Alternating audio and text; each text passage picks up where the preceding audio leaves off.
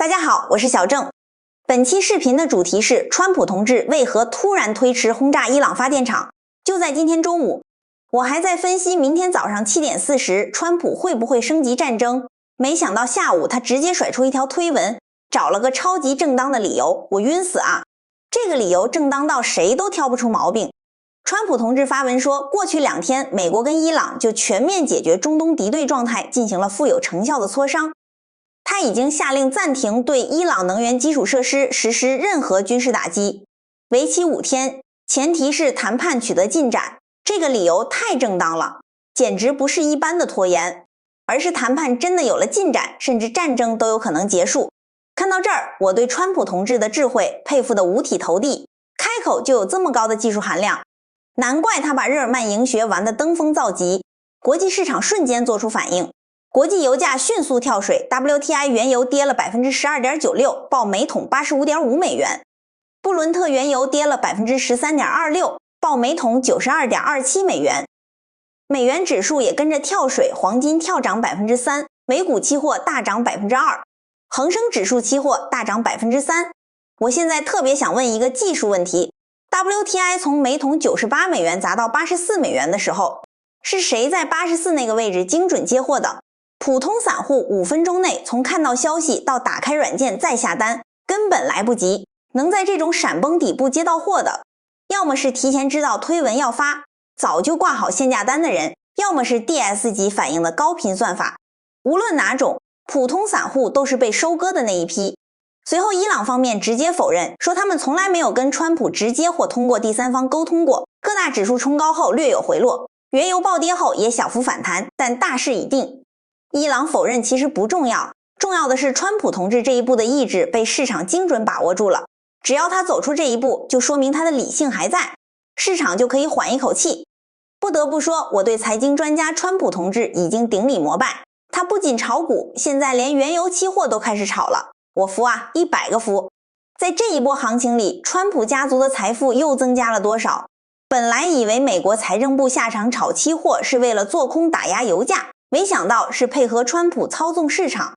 多空双杀把军费赚回来，我绝对服。伊朗已经澄清没有接触，那我们就等着看明天川普同志怎么圆这个谎。虽然他这辈子撒过无数谎，但我相信明天的圆谎一定是最完美的。周六川普说要轰炸伊朗发电厂的时候，时间点其实很尴尬，明天7点多一到就有3种可能，一是直接开口，2是试探性攻击，3是不折不扣执行大规模攻击。伊朗打到这个份上，已经没有服软的可能，无论出现第2种还是第3种，周二股市大概率还要大跌。即使是第2种，川普也可以在周二美股开盘前再想办法开口，缓和一下市场情绪。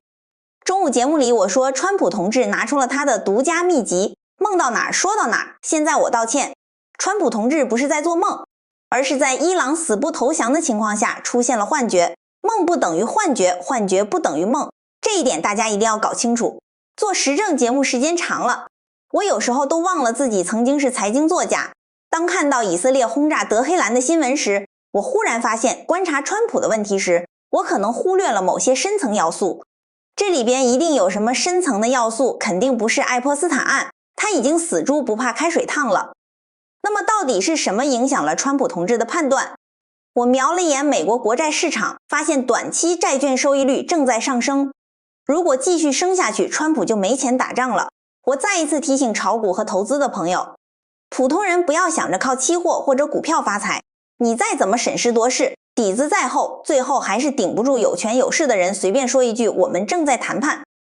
或者明天早晨我就要轰炸。大家可能不知道川普最近的难处，美国现在已经不敢发新债了，可是短期债收益率也上来了，如果不及时止损，美债收益率还会飙得更高，甚至引发崩盘，到时候美元美债危机彻底爆发，美国就正式破产了。果然，川普说伊朗和美国谈得不错，2年期国债收益率立马大幅跳水，幅度高达16个基点，美国破产的风险暂时解除了。中午节目里我说川普如果轰炸伊朗发电设施，可能涉及战争罪。我想他发推时应该没意识到这一点，后来法律顾问肯定提醒了他。有时候我觉得民主政治真有问题，能把川普这样的人选上，还真不如金家的独裁政治。金家小女孩当部长只是玩做决策的，技术官僚不会害人。但川普这样的人当总统破坏性太大了，他不仅害美国自己，还会害全世界。看得出来，伊朗现在还是很冷静的。他们直截了当地指出，川普是在为军事计划争取时间，这个计划绝对不是登陆作战，近期根本没可能。迪利波里号那2500人想登陆格什姆岛，兵力不够，登陆哈尔克岛需要越过海峡北上，一路上伊朗如果在山崖上部署2个火箭炮团，不用岸舰导弹，迪利波里号就直接变潜艇了。看到今天川普同志虚空造牌，说正在谈判，我忽然有个奇怪的想法，现在到底是伊朗在封锁海峡，还是川普同志自己在封锁海峡？伊朗说海峡是畅通的，只是不能让美国和以色列的船只经过。那川普又说伊朗布雷还逼盟友护航，他在折腾什么？伊朗说自己没有布雷，只是不能保障没有用人民币结算和没有交保护费的船只通过。川普今天一出，明天一出，怎么感觉他是在逼伊朗物理封锁海峡？我感觉阿曼媒体的报道可能是真的，川普是在利用伊朗要挟海湾国家继续打，你们拿5万亿美元，我替你们干活。如果想停止战争，那就拿2万5千亿美元。伊朗只是川普要挟海湾王爷的棋子而已，以色列可能也是棋子，事出反常必有妖。不符合常理的事情肯定不是好事情。不得不说，破了6次产的人，思维跟我们普通人就是不一样。没有人比他更懂即将陷入泥潭的恐惧。川普现在这套手法，我们看起来是不是有点熟悉？回顾去年关税战，当时中美互加关税一路推到100%，中美处于半脱钩状态。然而就在最紧绷的阶段，川普开始密集放风说跟中国正在谈判。